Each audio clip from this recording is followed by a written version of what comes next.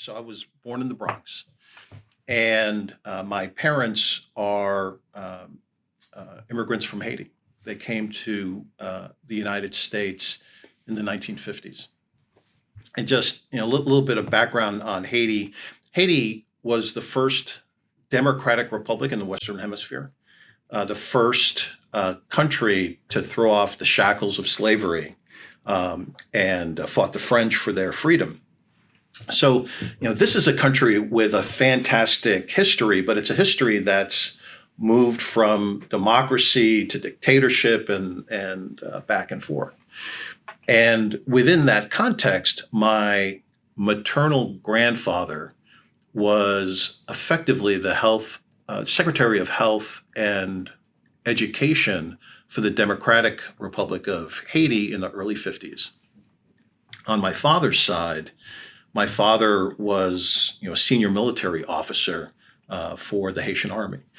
And the reason I share this is, there was drama between, those two parts of Haitian society, and to the point where, as the country was transitioning from a democracy to a dictatorship under Francois Duvalier, my grandfather came to the UN to speak about the atrocities that were happening. And he was told, as he was preparing for this trip, that, if you do this, bad things will happen. And he did it anyway, and spoke about this and tried to really shine a light as to what was going on. He was never allowed to return back to Haiti. His wife and youngest son was never allowed to leave. So, my grandmother never saw him again in life. She came to the United States for his funeral. So I share all of this background because, it really did shape me as, first generation American, someone who really early in life was hearing all of these stories and things about Haiti and all of the challenges and strife, and, having access to my grandfather, hearing things from his perspective. So for me, that shaped a mentality of focus on education, a mentality to really envision being able to overcome obstacles, having a sense of resilience and grit to drive my life forward. So that was, if you will, the beginning. My father worked two jobs to enable us to buy a small house in Brentwood. And I began, my own personal journey from there. And it was a focus on education, a focus on athletics, and trying to figure out how I could be successful. And that path led me to try to figure out how I would go to a U.S. university. My parents weren't really able to help because they'd never done it before. They haven't gone through that process. We didn't have access to funds, so I had to figure out not only where to go, but how to pay for it. And I was fortunate that Cornell has and continues to have a ROTC program. I had an ROTC scholarship for the first 2 years I was here. After that, worked on campus to fund my education, and was able to graduate with distinction, with a focus on finance, but gravitated toward general business management. And my career went from there. Wow, that's awesome. So going to Cornell, what organizations were you involved with during your time here? How did they shape your future? Sure. What impacted you the most? So I was on campus from 1979 to 1983. And, it was a very different time than today. Drinking age was 18. Fraternities and sororities, there were over 50 fraternities, I think over 30 sororities at the time. So Greek life was a major factor of what was going on. There were a number of clubs, but I have to say that the club environment today is much more significant. The amount of clubs, in the Dyson program, just in that particular school, is just a huge number. So for me, my social network was my fraternity, Phi Sigma Kappa, White House on University Avenue. And that was a big part of it. Also did a lot of activity for the Dyson School. I was a grader, a teaching assistant, so spent a lot of time there in Warren Hall. That was my time here at Cornell. So, all of the academic rigor that continues today, and then the social side really was the social fraternity and the different activities that we did. That's awesome. And do you have any any fond memories, anything you want to share? If not, it's okay. We can move on. I have a lot of fond memories. The piece that I would reinforce is that from the day I set foot on campus, I was in one of the U-Hauls on West Campus. I truly made lifelong friends. They're folks that you meet as you're moving in and you're spending time with, and these are people that I still am in very deep contact today. All of my friends from my fraternity, the people we met through parties. You make lifelong friends here. And so that is very much a cherished memory. Awesome. And then heading to your career. So you started at Procter & Gamble. Do you want to talk a little bit about that and your career path to Nintendo? Sure. So here on campus, I was a finance major. So finance, accounting, always gravitated toward numbers and data, still do today. And interned at banks. I really thought my pathway was going to be international finance and banking. And at the time, Procter & Gamble had a really significant recruiting effort here on campus. And they would recruit engineers, they'd recruit folks into their sales program.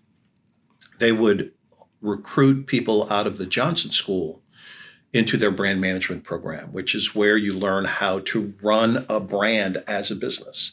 So think about running Tide detergent and thinking about the marketing, the advertising, the positioning, all of the things you need to do to grow that business and to grow it profitably. I didn't know anything about Procter & Gamble, but somehow my name made it on the interviewing list for undergrads. There were about 10, 15 undergrads that were invited to participate in the interview process. And to this day, I don't know how my name made it on the list. I suspect it was through recommendations from some of the Dyson professors. But I was accepted into the program and really made the pivot from a pure finance banking pathway to more general management. And from there, it was continuing to hone my business skills, running bigger and bigger businesses, having greater responsibility for people and leading teams. And the other piece I learned about myself at Procter & Gamble is that I want to work on businesses that move fast. I don't have a lot of patience. I want to grow things. I want to drive things. And I was a fairly experienced brand manager, had been with the company at that point maybe 6 or 7 years. And I was running a business that had been in decline. But we had come up with a number of initiatives that, based on some testing, could really turn around the business. And I authorized an overspending of our budget. And it was overspending in a period of time, but it was an overspending in the budget. And this is the one big taboo for brand managers within Procter & Gamble. You're told from your first day, you do not overspend your budget. You have to have that financial discipline. But I was aggressive, I was impatient, and we put in place these programs. And the programs worked, but because I had overspent my budget, my career was over at Procter & Gamble. And so again, all of these little learnings really fueled the rest of my path. I gravitated toward fast-paced businesses. The restaurant industry, very fast-paced. You know how you're performing by seeing the money that's coming to the till from the night before. Are you up? Are you down? I spent time in the media business, and it was all of those varied experiences that created the opportunity to join Nintendo as their head of sales and marketing in 2003. It was the combination of experience in turning around businesses, an ability to perform in high-paced, visible businesses, a demonstrated ability to lead teams and to really put in place plans that would overcome the business challenges. Those were all the things that led me to join Nintendo. And again, Nintendo, when I joined in 2003, was in a really difficult position. Sony's PlayStation 2 was dominating the market. Nintendo's platform was the GameCube, which was doing okay in different parts of the world. But at the same time that the GameCube launched, Microsoft entered the video game business. So this massive company with massive resources. So Nintendo needed to think through how it would differentiate itself, how they would be able to compete against these other massive players, and find a way to win on their terms. And that was the situation that I walked into. Wow, that's great. And then, so how did you work your way up to COO and president? So, my nature is to push and to challenge and to do things differently. And even before I had been hired, I recognized that in order for me, the head of sales and marketing in the largest subsidiary within Nintendo, in order for me to be effective, I needed to have a very strong relationship with the leaders within Nintendo in the headquarters in Kyoto, Japan. So I asked to have a video conference with the global president, which was unheard of. And interestingly, later on, as I built stronger and stronger relationships with folks in Kyoto, I learned that my request really had created quite a stir within Nintendo. Who's this brash American asking to speak with our global president? He's not even an employee. What is this? What is all this about? But my mentality was that I needed to make sure that I could partner with the global president. I needed to make sure that I understood his vision and could support it. Because if I couldn't do those things, I was not going to be successful. I knew that as a 25-year experienced executive that those things needed to be in place. And fortunately for me, the connection with the global president happened. It was incredibly strong. And together, we were able to bring to the marketplace just a number of key initiatives that worked. A piece of background that I should share. So in Kyoto, Japan is where all of the development happens. The hardware is developed, the software is developed. We would give input to all of that, but that's where that type of work happens. And it's in the subsidiaries that the sales and marketing and commercial activity happens. And what I was able to do was, on one hand, influence early on some of the development activity and some of the key commercial decisions that led to some business success. So examples. The first product that I worked on was the Nintendo DS, two-screened handheld device, very different than all consumer electronics being offered at the time. It was the first product with a touchscreen. It had this foldable two-screen design, and the products we were offering were very unique and differentiated. And I advocated that my marketplace needed to launch this device first in the world in order for us to create momentum and to be successful. Had never been done before. All of the products in the past had launched in Japan first and then would be launched in the subsequent international markets. But, you know, this market, the United States plus Canada and Latin America, it's the largest contained video game opportunity market in the world. And so having strong success here would lead us to have success in other markets. So that's the first thing we did. Second thing we did, we had a key game that we wanted to launch at the same time as we launched the hardware, but we learned the game wouldn't be ready. So I advocated that we should take a demo of the game and include it when we would sell, the first few million units of hardware. Nintendo hates giving away content for free. I mean, it's just not what they believe in. But I was able to convince them that, look, this system is so different that we need to give the player just a little taste of what it could be and how it could perform in the market. And again, that worked. It was something that drove success. And it was a series of these types of initiatives that I was able to propose. I was able to get the senior executives in Kyoto to support.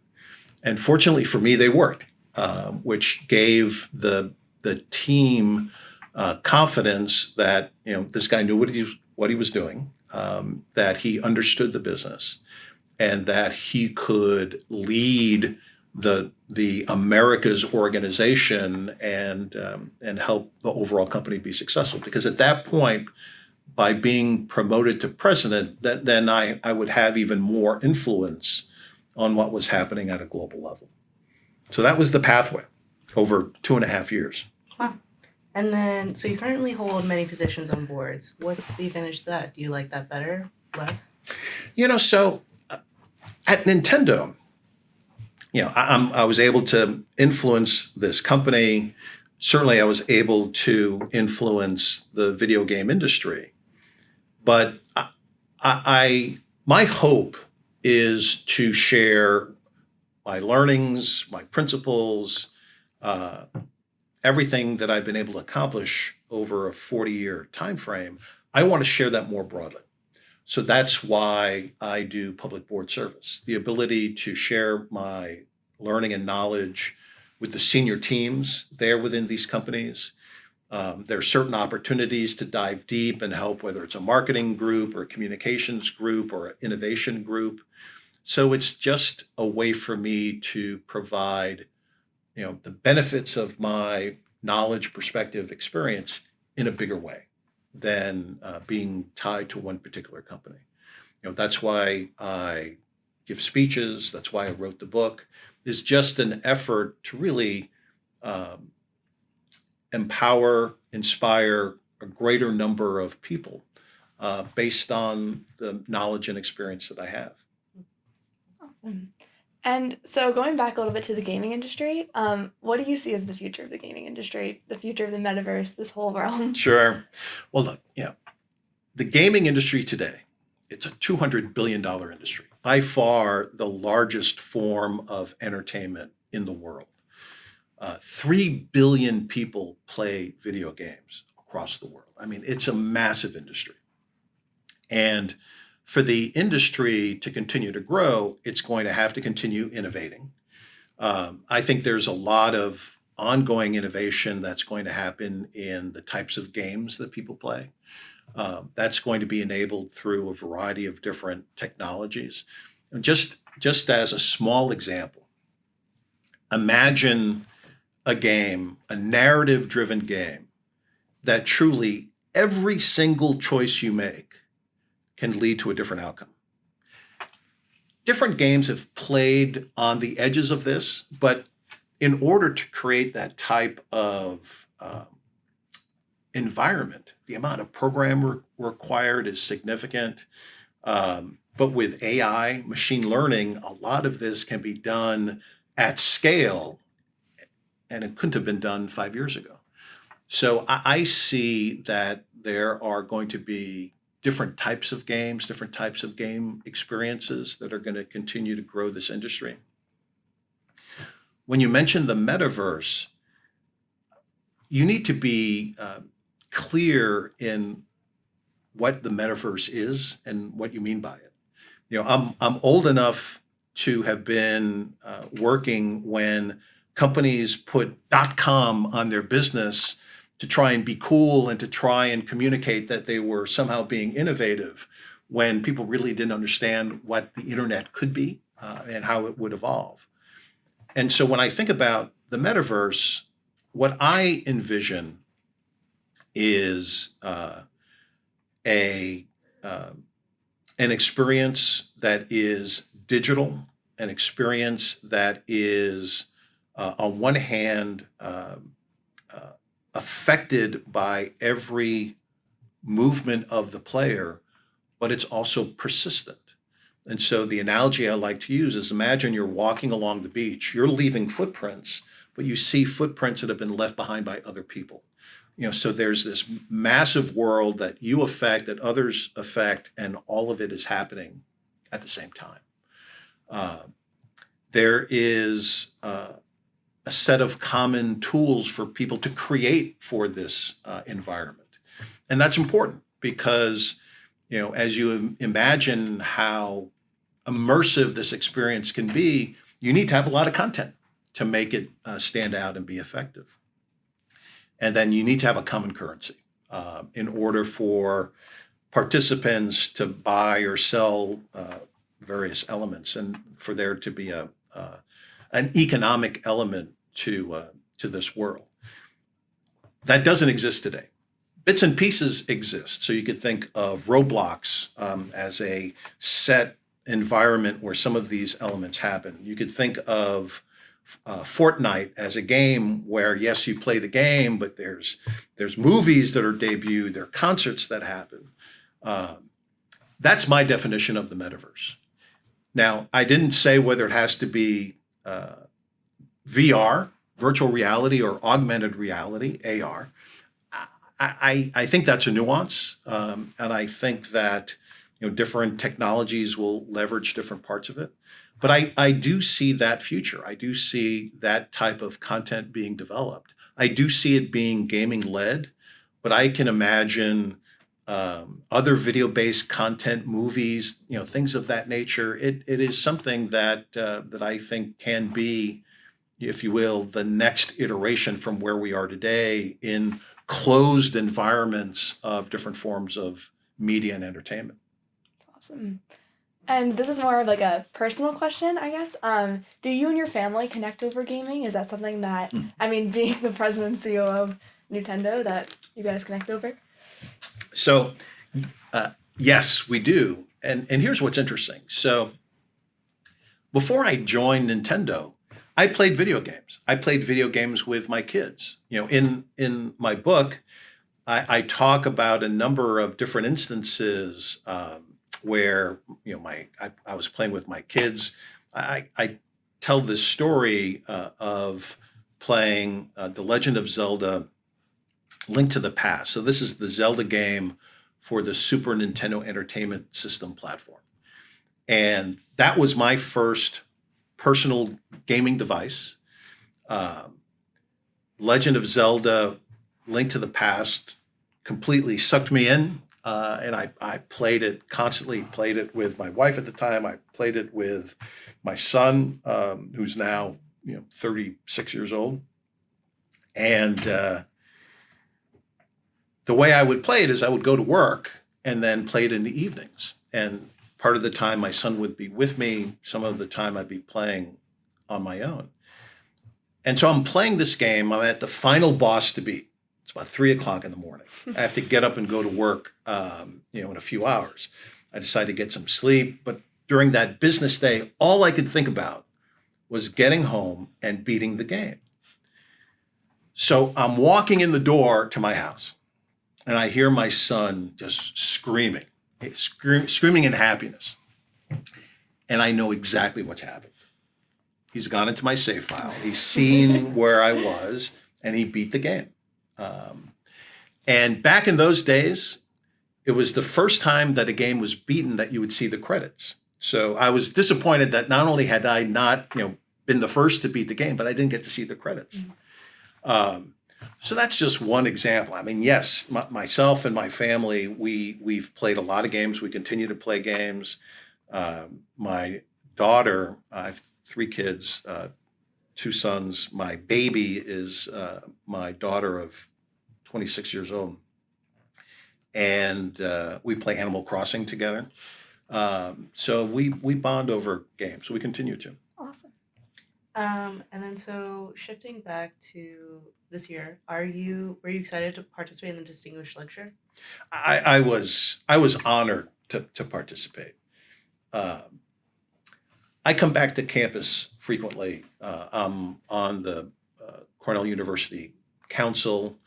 I'm an advisor for the CALS College. And I had just published the book in May and had a meeting with Dean Zhao. And he shared this program because I had been aware of it, but not deeply. But he shared this program and asked if they could use my book, and I was blown away. And as I've gone through the process, I'm just even more honored because the book is going to be used throughout the year with the incoming freshman and sophomore transfers. But what I've also learned is, the key themes around leadership and resilience and overcoming obstacles and the power of diversity. All of these themes within the book are going to continue to be talked about over the next number of years. So it's a tremendous honor, and for me, it really is overwhelming to see my story, my journey, being used as a way to help the current Cornell student population. And then what advice would you give current Cornell students looking to follow a similar career path as yours? Well, the biggest insight I can share is that, while you're here on campus, have as many different experiences as you can. And what I mean by that is, if you're a CS major, do things in the arts. If you're a business major, find other avenues to test your skill, to challenge your brain. This is such a foundational institution that there is a unique opportunity to learn, grow, test yourself here that I really encourage all students to take. When I come back on campus and talk to students, I meet people who say to me, this is my path, this is what I'm going to do. And I really challenge them to be a little bit more open, right? Consider a range of different alternatives. You don't have to have your complete life set right now as a 21, 22-year-old. Think about the range of different options that you could do. Learn and find out what it is that really excites you. Now's the time to do that. And then what advice would you give to your college self? To my college self, I wish I had done more of what I've just said as a student.